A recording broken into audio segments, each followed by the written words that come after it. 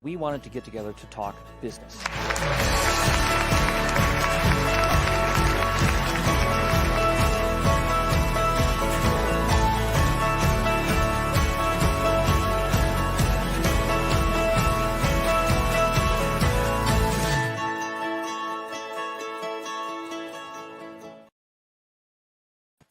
Well, hello. My name is Mark Leslie Lefebvre. I'm the MC of Superstars writing seminars, and in the interest of continuing the magic that happens in Colorado Springs every February, I'm honored and delighted that I have in the virtual Superstars studio with me Brenda McGinnis. Hey, Brenda, welcome.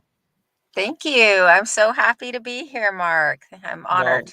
yeah, and thank you for your sponsorship of Superstars writing seminars and bringing your talent and enthusiasm and excitement and all the insights that you bring to the tribe members of Superstars.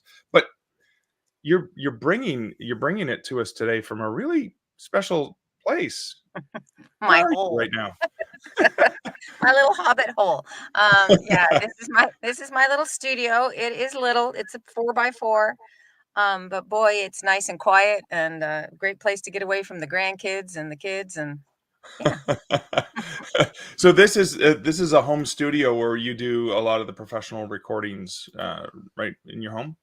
right here in my garage. Yeah, we had to stick me out in the garage. It was a lot easier than trying to keep the kids from taking showers. So Oh, yeah, I guess, and so it's a space built inside the garage, yeah, and, it is actually a booth made by a sound booth company. really? And it's a little, yeah, it's made for soundproofing. So So it's what are really the good. dimensions of the booth roughly? Yeah, it's 4 feet by 4 feet. Whoa! So it's just perfect. Just fits me and two monitors and a microphone. That's all I need.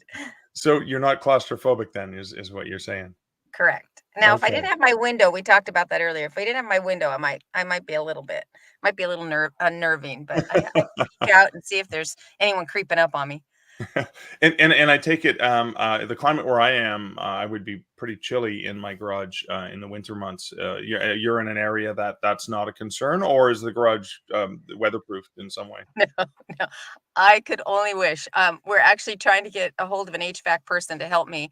Wintertime, I have an electric blanket my husband bought me that I Oh, wrap up okay. in. Okay. And in the summertime, there's nothing I can do. I just have to wear as little clothes as possible. And yeah, Oh my goodness. it's not Yeah. fun that way, but everything else makes up for it. So Well, I kinda leapt right into the booth with you, I know. as opposed to getting the backstory, but since we're in the booth area, so you had this built, in the home, in the garage. Were you using studios before? Or, I mean, let's go back to the origin of Brenda as an audiobook narrator. Yeah, it's kind of a fun story. It's I'm like most people who found new lives. It's a COVID pivot. Okay. I'm an actress. I've done film and stage for the last 20 plus years, and not a lot, mostly stage.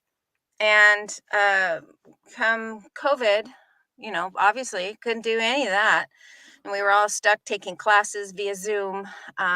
And so I thought, well, I'm going to take a class um, on voiceover because I can do that from home. So I took a class, and somebody whispered in my ear while I was taking the class and said, "Why don't you do audiobooks?" And it was like one of these, Yeah. should have had a V8. I was a school teacher, fifth grade school teacher for 15 years. And my favorite thing to do was read aloud to kids. Oh, I mean, I such love books. it's a magical experience. I remember some of my favorite teachers were the ones who would read to us, like, oh, yeah, that was so Exactly. fun. Yeah. And I am an audiobook fan. I've listened to audiobooks. My mom turned me on to them for traveling. She'd always get an audiobook if we'd go on vacation. Instead of listening to Mhm. music, we'd listen to audiobooks. Obviously they were cassette tapes at the time. And but So I've listened to audiobooks forever. And I was like, well, that's such a duh thing. I love books. I love to hear my voice. So I put the two together, and yeah, the rest is history. So I've only been doing it for the last 3 years, as far as Yeah. doing audiobooks. I've been acting forever, but just yeah. So here I am. I started in my closet upstairs in one of the bedrooms, but it was nearly impossible. I could not. I have two teenagers at home. Did, Right.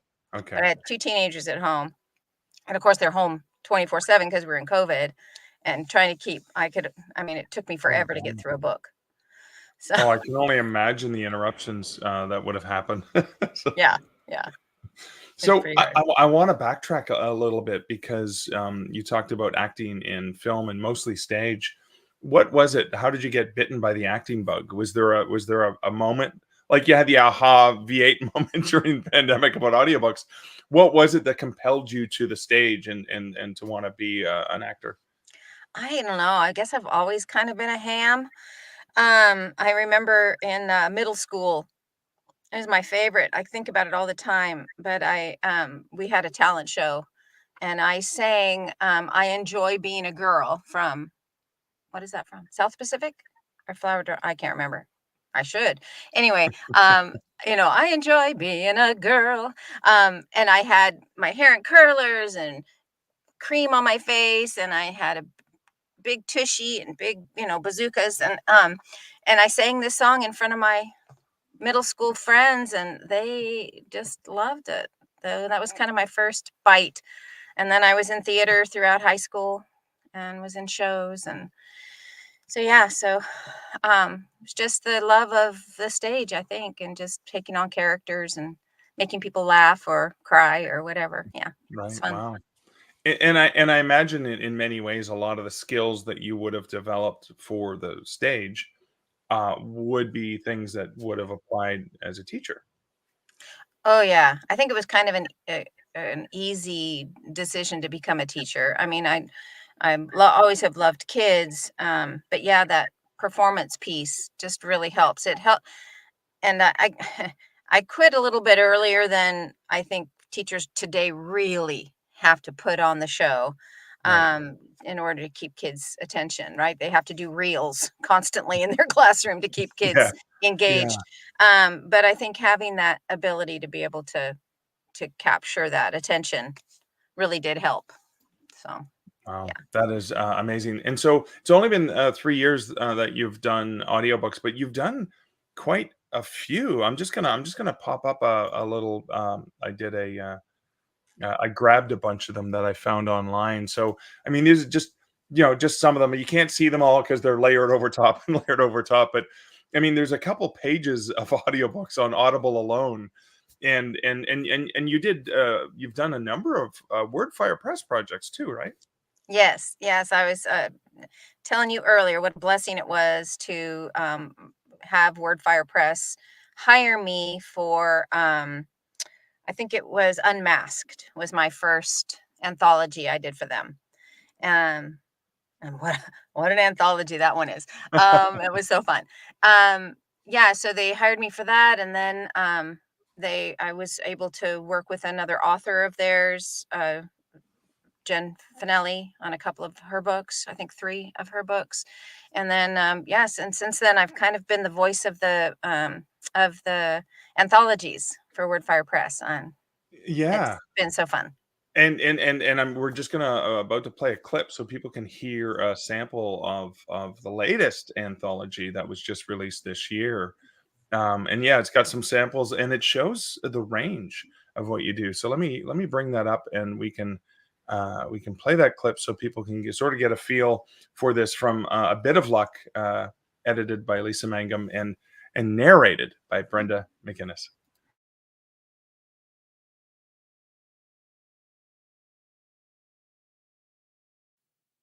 Kutuzov at Gettysburg by B. Daniel Blatt. Gettysburg, Pennsylvania, July 1st, 1863. Confederate camp. "Who's the old wizard?" Robert E. Rhodes asked, dismounting from his horse. A groom took the animal while the Confederate general studied the officer sitting on a camp stool facing the commander's tent. The old man had a mess of gray hair, a disfigured right eye, and a long white beard, trailing down so that its wispy end lay on the earth. He wore a high-collared blue dress jacket, of a European army. Out of Habit by Julie Jones. The first time I spotted Jack the Ripper was the day Mary Jane died, right outside her flat. The police had called me in to pray over the scene and comfort the neighbors. I knew in my heart the killer would come back to bask in his handiwork. I marked Jack's appearance and noted it for later, when I would be free to kill him without witnesses. As usual, the newspapers were rubbish when it came to details. I'd stalked Jack for weeks without any idea what he looked like. Shao Shun by Lahua Parker. In the early morning light, an auburn-haired beauty stands on a woolen blanket on the shoulder of Merchant Way, wearing a blue Hamfu dress with silver thread dragons. She breathes in the scent of lilacs and hyacinths, salted by the sea, her eyes lingering on the slaves planting spring flowers near the entrance to the Bristol docks. Along the road, workmen hang banners from the tops of gaslights. In gold, classical Chinese, and Latin pinyin script, the name of Admiral Zhang.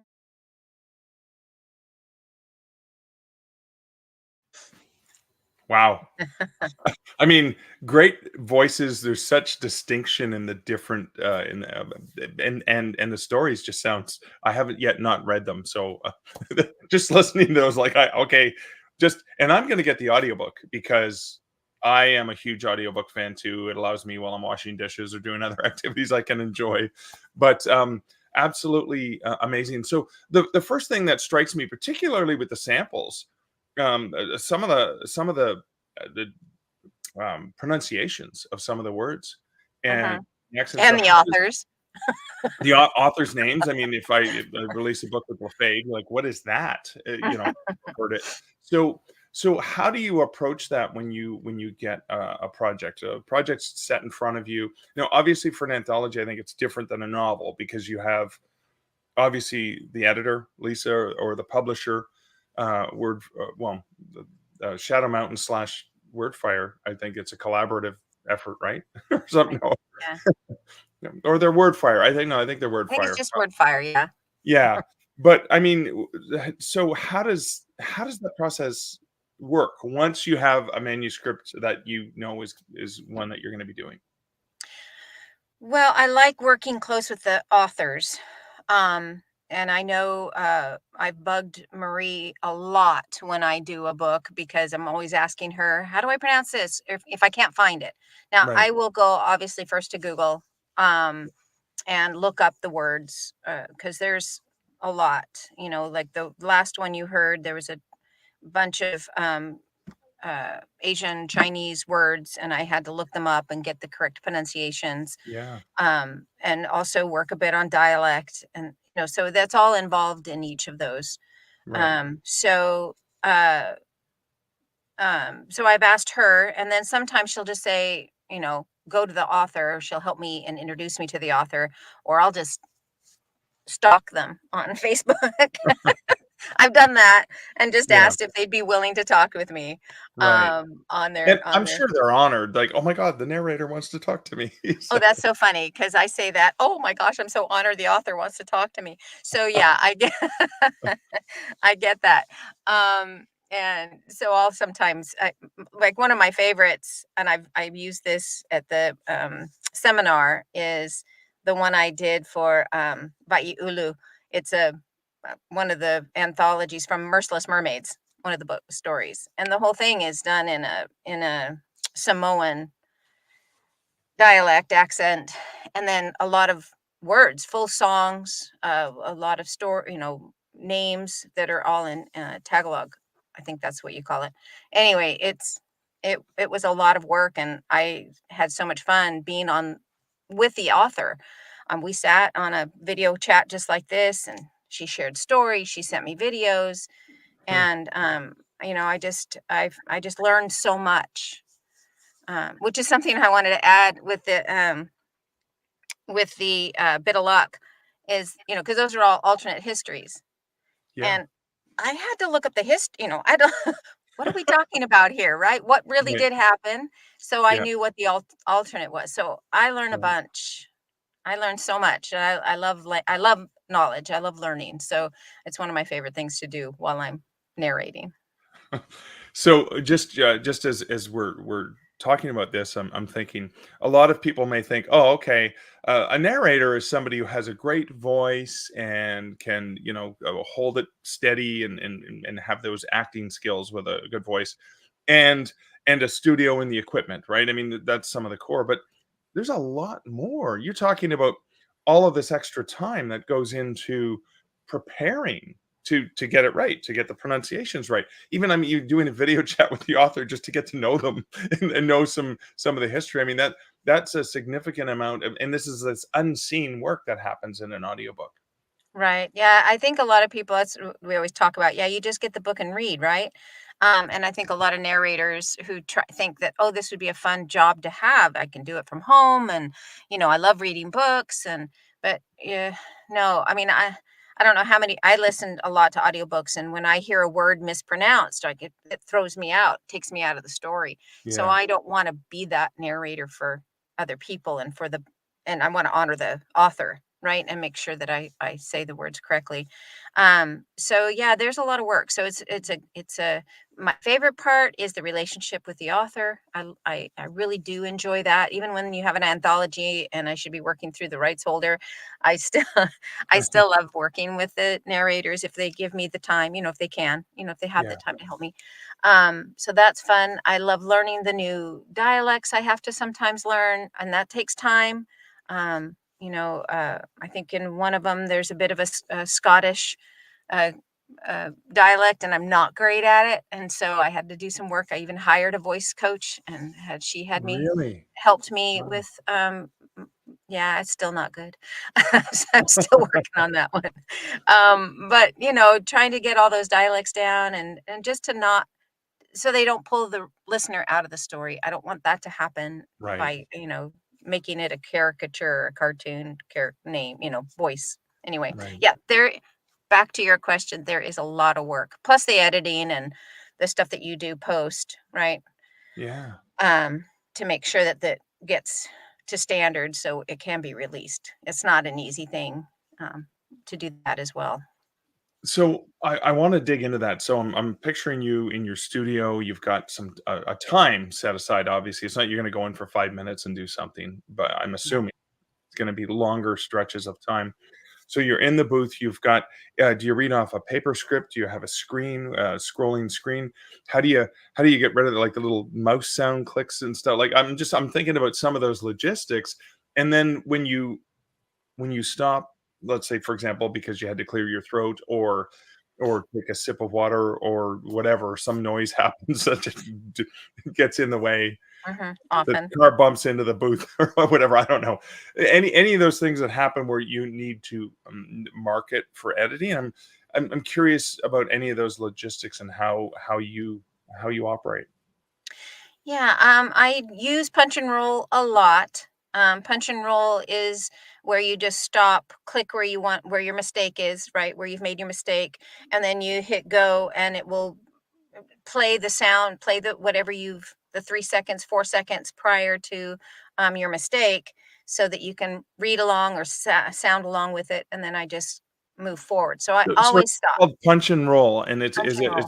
it's a function within certain pieces of software that you Yeah, use? the DAW I use is what do I use? Oh, Studio One. Studio One. Okay. Bleh, I don't know. Punch and roll will go back 3 or 4 seconds, play it so you can, yeah, that makes sense. So you get the nuance of whatever it was you were saying, so it's part of it. Oh, that's Yeah, wow. and then a lot of Okay. times it doesn't match. I'll have to go back, especially if I have to go do what's called a pickup. So, so that's one way I'll make those. I'll fix those mistakes within the uh, time frame of my reading, and I make lots of mistakes. So it's like anybody, you're gonna stutter or whatever. Sometimes I'll even keep those stutters in though, because That's how people talk, right? If that works. If it's Um, dialogue, yeah, yeah. yeah. So I keep some of those in, but mostly, I need to honor the words. I don't want to add or subtract or, anything Right. from the author.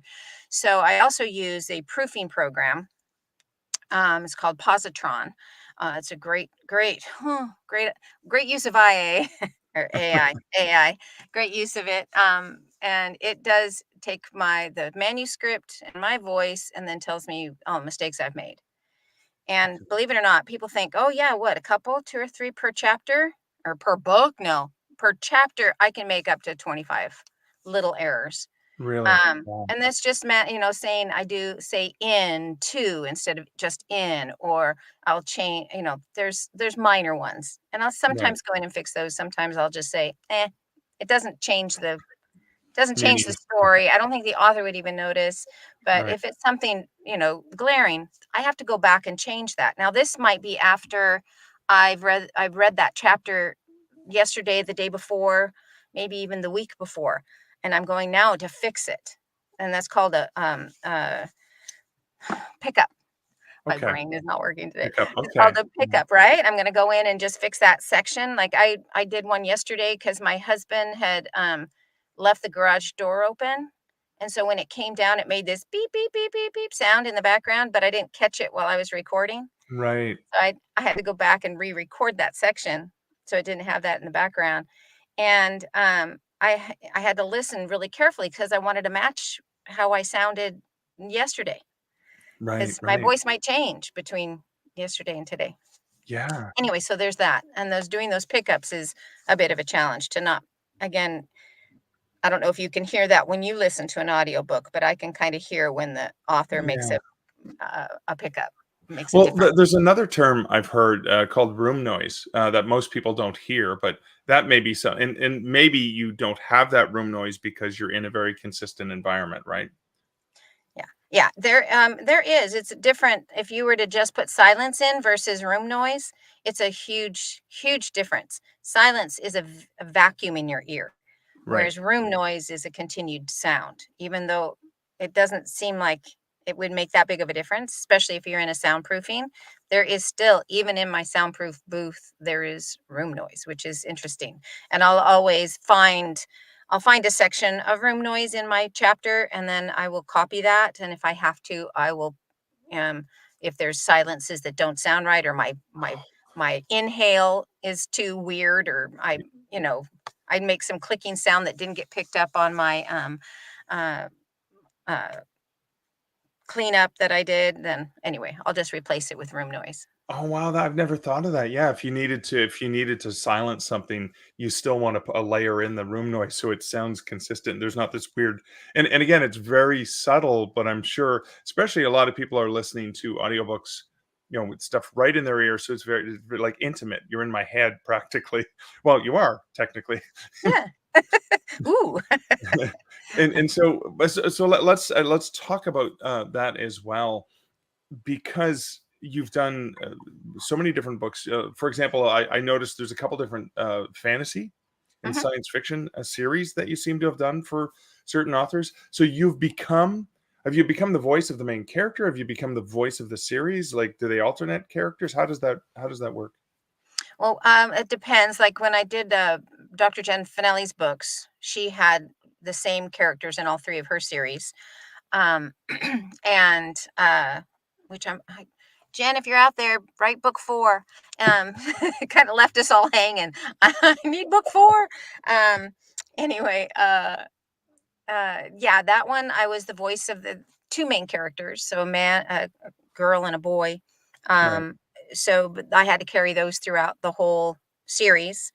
And some of the characters that were in book 1 showed up again in book 3, so I had to remember their voices from one to the next. And then the other one that I've done from Eric Schubach, he's a prolific fantasy writer, Mr. Crazy Man. He writes like 4, 5, 6 books a year, Wow. from all different series. He has a bunch of different series that he writes. And I'm the voice of his Sparrow Rising series, which every one is a different character's point POV.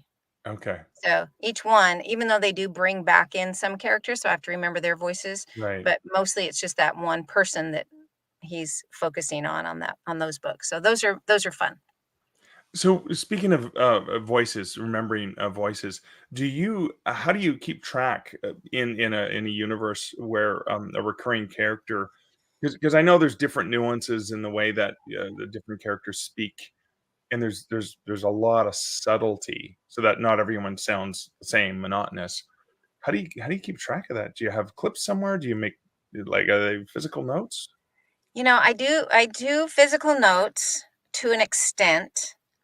Um, I think I've just got a crazy woman brain. I can hold a lot in there. I don't know what it is. And I think I've had people ask me this before. It might just be my acting background, but I think when a character speaks, I kind of put them on, and I've already done the background work of who that character is. Right. Um, it starts out on paper, right? So this male voice is going to be a little bit more gravelly, a little forward, less air. I'm going to just, make him more manly, but he can still have a voice here, or he can talk very slowly, and then that makes him contemplative and different versus the young man that talks like this and he just throws out things all the time and he's just a little bit on the wiry side, right? So that's also a difference to be made, whether it's a chest voice, it's a head voice. How do they think as they're talking? And so I put that on, and I don't have to like, oh, wait a minute, what was his voice like? I just remember who he is or who she Right. is, and that helps me to bring their voice forward. Sometimes I get it wrong and I have to go back and fix it, or remember. And the one Wow. I'm doing right now, I have a fun author. Oh, I don't know. I've never met him, but I adore him. He's a janitor in a middle school, I think, or high school, and he writes these fun. This is the Amare series, and I've done two of his Amare series books right now, and I'm working on a spin-off called Pillar of Faith. But some of the old characters from the other story are in this one as well, and just so much fun. I just have all these I have a French Nico. I have some Scottish people in there, some English. I have some uh, Yorkshire accent. I mean, it's just all over the place. But I have Wow. to keep them all in my head. So Yeah. yeah, Yeah. I That try is. to keep it all in the booth and not take it home with me because I would drive my family crazy.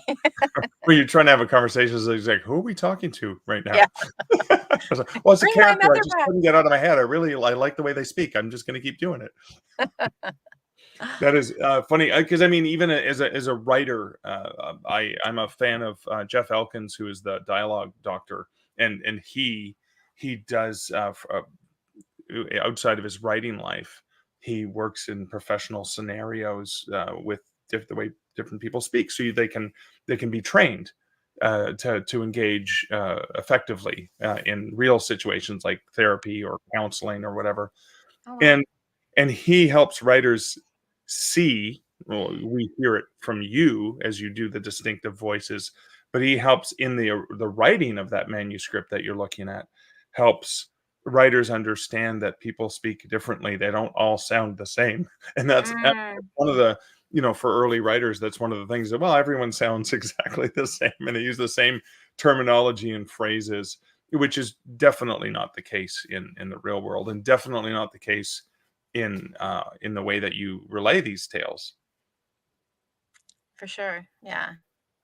Um, ho so you've done a fantasy, you've done speculative fiction, science fiction, you've done nonfiction. I've seen some Mhm. nonfiction titles that you've done. Are there certain genres that you prefer to work on if people are looking to hire you, or are you open to exploring, things you haven't done yet? I'm open. I do really, I really love the science fiction, in the point of that, you can come up with any voice, right, for somebody because it's either futuristic or whatever. So I can make Right. it up, right? Um, so that's one good thing. I've just, and I really wasn't a huge science fiction reader. as Okay. a kid or even as an adult. So I've just been really enjoying getting into the different types of. Matter of fact, I didn't even realize that there were so many different types of science fiction, so or fiction or the fantasy, and I there's just so many different genres. One of these days, I have to sit down with one of you and you tell me all the differences. Um, so Then the minute we figure it out, there's going to be a new subgenre. So, yes, yes. So I do like my fantasies, but my first choice when reading is realistic fiction. okay, I tend to like mystery, murder mystery, that kind of a thing. okay, And I haven't done too many of those in my audiobook time. And I do, I've done a couple of memoirs, and those I've enjoyed. That's a little more challenging. I yeah, had to do one that's called oh, what is it? What is it called? After the Flash. It was a woman who lived through Nagasaki, the bombing of Nagasaki. wow, She just saw it in the distance, but it was her daughter telling her story. And so that was just amazing. I learned so much about what life was like in Japan during that time. And yeah, so that was fun for me because wow. again, I do love learning. That's one of my favorite parts about this is all that, I don't know what I'm going to do with it except for I just have it in my head. But I do love learning. No, It's a that's lot of good. fun. And so I got your website on the screen, but for anyone who may only be listening, it's brendamcginnis.com, and that's BRENDAMCGINNIS.com. You are available for hire, correct? For people who are looking to hire a professional audiobook narrator? Thank you for adding audiobook narrator. I just want to not be up for hire, right? Um, yes, Well, yeah, yes, yeah, assassin, whatever is needed. yeah, yeah. Yes, I am. I'm out there. I'm on a couple of groups. I'm trying to get on with other publishers. But yeah, also just coming to me personally and saying, "Hey, I have a book, and let's Right, work on it together." I would be happy to do that. I love helping the new authors get started. What's one of the things I've fallen in love with is meeting new authors and people who are just trying to get their first book out there. right. And so that's uh, one of the things I like to do, starting off with some indies. Someday I need to make money at it, so Yeah, I yeah, my my goal is for an author, one of those prolific authors who writes many books and um, uh, can afford me, is going to hire me to be the voice of their books, for from now on, that kind of a thing. long-term contract, yeah, yeah, so I'm looking for that. I'm looking for that. It's out there somewhere. Somebody's gonna, hear my voice and say, "Oh, she sounds just like my main character." So I'm gonna go with her for every one of my books. So I'm looking for that. okay. So if you're out there, you know, call me. Um, but Right, yes, I am. I'm always ready and willing cool. to help someone out and get their book out there. And we played 3 of the samples, that you've done for one of your latest, books, but your website actually has a lot more that people can listen to and hear different voices and styles of fiction, right? Or nonfiction. Yeah. Yeah, and also just going to Audible and listening, just typing my name in Oh, and yeah. listening to the samples, Yeah, right? that's true. That's Yeah. where they're all at. And Nice and easy. So what's a typical range, that you would charge, for and I guess, I'm gonna layer on another question. sure. Are there, lengths? If somebody wanted to just have a short story narrated, would you do those shorter projects as well as the full-length books? Yeah. I don't I haven't done anything less than 5 hours yet. Besides of course the anthologies, which each one is, Yeah, 30 minutes or 45 minutes. Um, and I guess it just really depends on if they just what they want for it for, right? right. Because number one, those short things don't sell very well, especially on Audible. Yeah, But I would be willing to do something like that for my minimum, which my minimum is $250 per finished hour. Okay. And so if there's something less than an hour, I have to charge $250 for an hour, even Yeah, though it's yeah, of only, course, because it fills up an hour of your schedule, which makes sense. So yeah, let's dig into that because I think another maybe misperception, people's like, "Oh, you just read the book." No, there's a lot more that goes into it. So that 250 is per finished hour. So the I think the industry is roughly 9 to 10,000 words per hour. So an 80,000 word novel would be about 8 hours. Is that a fair estimate? yeah, sure. Your math is better than mine, but yeah. Hey, I've got my shoes and socks off, so I was able to quickly do the math by looking down. But I guess the question is it doesn't take 8 hours to do that 80,000 word book. It probably takes 40 hours, or I don't know. Like there's obviously because you talked about pickups and going back and listening and filling this in and running like the producing of the audio is a whole other thing that you also do. I mean Right. that so that finished hour they're paying for is not paying for an hour of your work. They're paying probably for at least Yeah. 3 times that in terms of hours? No, I'm actually doing really well, and Okay, now because I've gotten it down to a good science, and I okay. probably 4.5 to 5 hours per finished hour. The Oh, wow. standard for somebody new is 6 hours per hour, and maybe more. Yeah. So you tack on times Yeah. 5 probably, or 4.5, and you've Wow. got my time committed to your book. Yeah. And that's why you can't just crank out, so many books in a minimum time because well, let's round it up to 100,000 words. 100,000 word 10-hour novel is going to take a full week of Yeah. time of Yeah. like And right. that's full dedicated, Yeah, non-interrupted, no right. potty breaks time. Yeah, I know that's like a 40 hours is gonna be something that's gonna take a few weeks of time Yeah. because, I mean, Brenda's gotta eat, you know? She's gotta so guys gotta get out of the booth, especially on Yeah. those hot summer days. Oh, Oh, alright. yeah, for Are there sure. are there certain I guess, are there certain projects that you've actually had to regretfully say no to that somebody's wanted to hire you for? Because maybe it was something that, yeah, like, I just can't see myself doing the voices or for any other reason. Has that ever come up? I only had one time where I said yes, they wanted me, and I read the manuscript, and I asked the author if they'd be willing. It was one word. Well, and it was repeated several times throughout the Right, book, but it was one word that I just wouldn't say. right. You can imagine. It was actually dealing with not race, but with intellect. Somebody Okay, who was not okay. right. Starts with an R, Yep. and it was offensive to me. And the Yeah, fact that the people right, in the book would call this person this name right, without, right. not because they were calling him a name, but that's how they were referring to it. That was just it And wasn't like a character building trait to show somebody who was really mean and aggressive. It was just standard. yeah, and And, I said, yeah, oh, that wow. that Okay. word is going to Yeah, turn people off. I can't say it. yeah, Could you right. change? Could we find another word for that? Can we just Yeah, say challenged? Can we say, yeah, mentally yeah. challenged? What can we do? What can we do? Um, and she said, Never mind," and she withdrew the Wow. contract, Yeah. which was fine. I wouldn't have, but it was a Yeah, fun, and if you're not it was comfortable with that too, that makes a lot of sense, actually. yeah.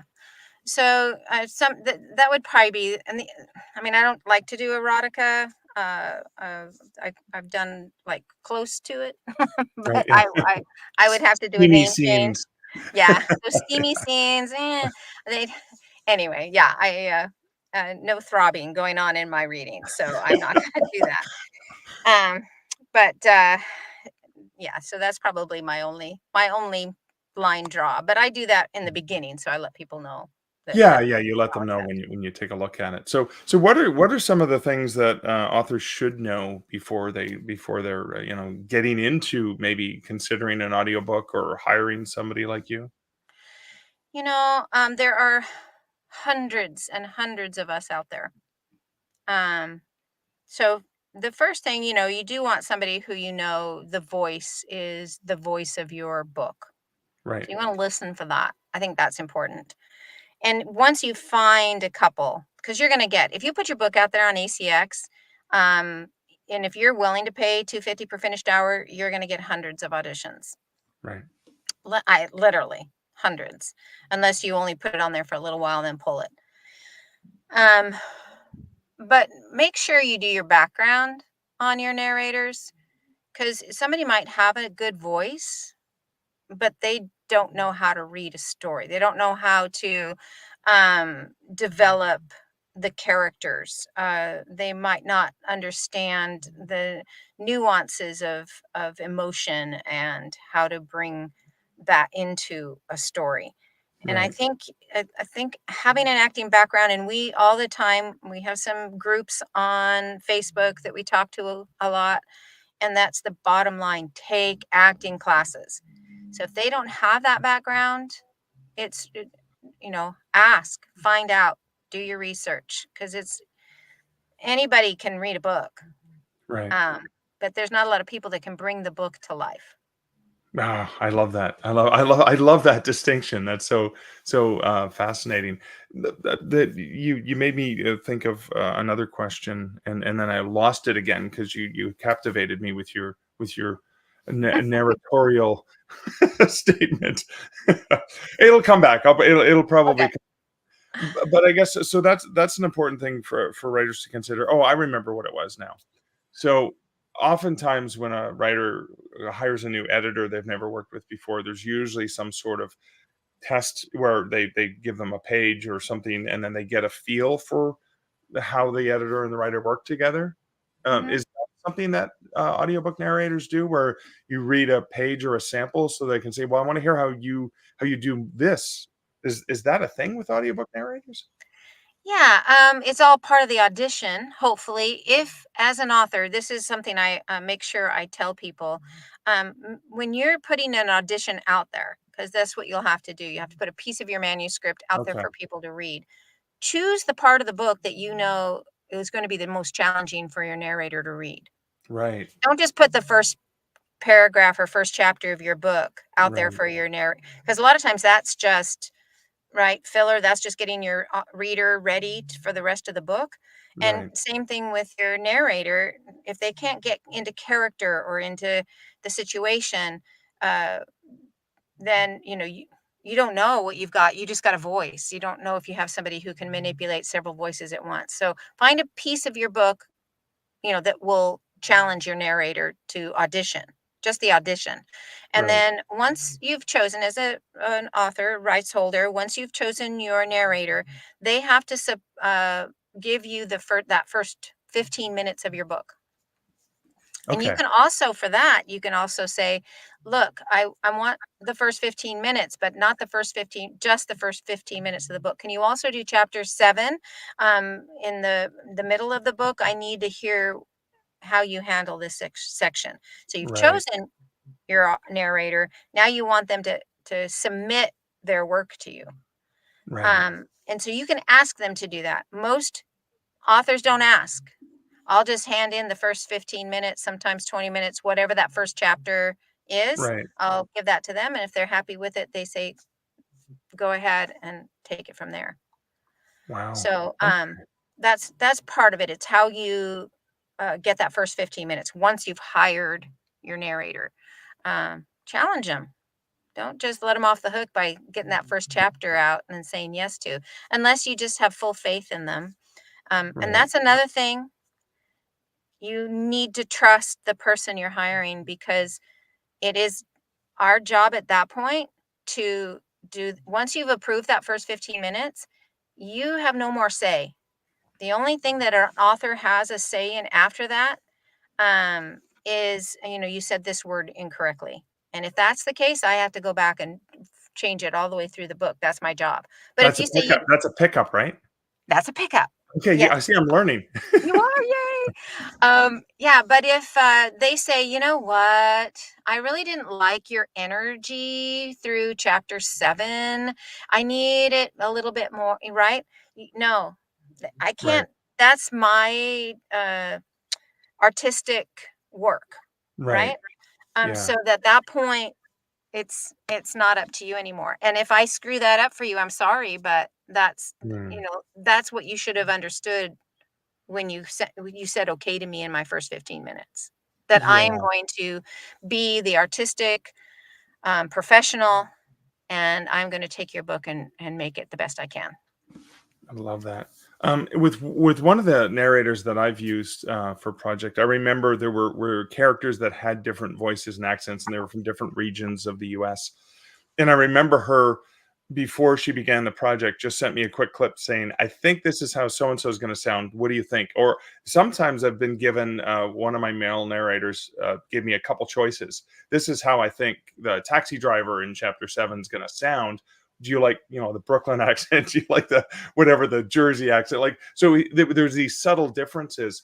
It that's kind of the thing. So it's made me think potentially with future projects. Well, I have done duet narrations with different voices, and I usually highlight the dialogue for them if they're going to be doing just dialogue snippets from other person's chapters. But I'm wondering, like, is it useful to get a, and I go back to my own theater days.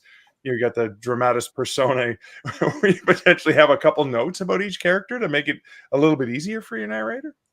If I can get that from an author, makes my job so much easier, because otherwise I create the characters. The book I'm on right now, Pillars of Faith, by Dalton Acosta.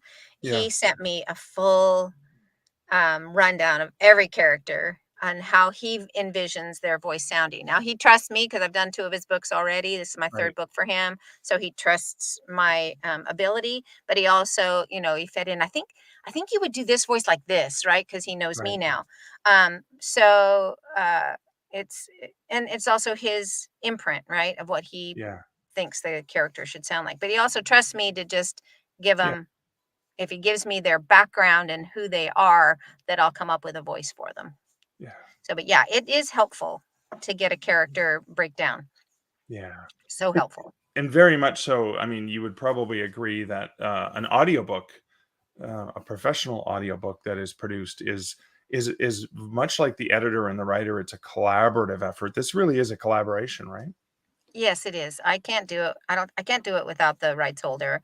I've done it. I've had a book that actually was my very first book, and she didn't want to talk to me at all about anything. Just give me the book, and Wow. so and that was fine. I also appreciated the freedom, Okay. but I do love the collaborative piece that now again, there's difference between collaboration and control, Yeah. right? So there also needs to be some trust involved that I will do the job that you hired me to do. Awesome. Awesome. Yeah. That is fantastic. Brenda, thank you so much for hanging out with me and answering my my newbie questions to try to understand some of that. Again, it's brendamcginnis.com. You can check out Brenda, and I'm sure on places like ACX, you'll probably find her if you're looking for that kind of narrator. Brenda, any last words of wisdom before we close out that writers would probably benefit from?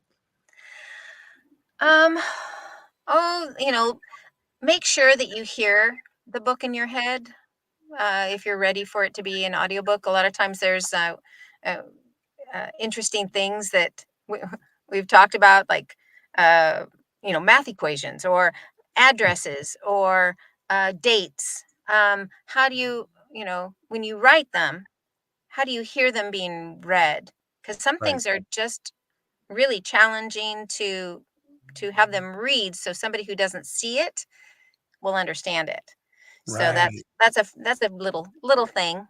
Um, but yeah, do your homework when you're ready to get an audio a narrator. Do your homework on them. Make sure they have a background that you feel you can work with, and a personality. I mean, you really want somebody you can collaborate with and who Yeah. will honor your work. To me, that's the most important thing of my job, is to honor your work as a writer. I want to make sure that I'm not just putting something out there just because it needs to be heard. I want it to honor you. Oh, So, awesome. Fantastic. Brenda, thanks again for joining me so much. And thank you guys for watching. Again, you can check out brendamcginnis.com. And also go to Superstars Writing Seminars if you're looking to be able to connect with wonderful folks like Brenda, who was a guest of honor last year at Superstars Writing Seminars. Again, Brenda, thanks so much. It's my pleasure, Mark. Thank you for inviting me. And I do love Superstars. You guys are all amazing. So I hope I can come again and again. Awesome. All right. Bye, everyone.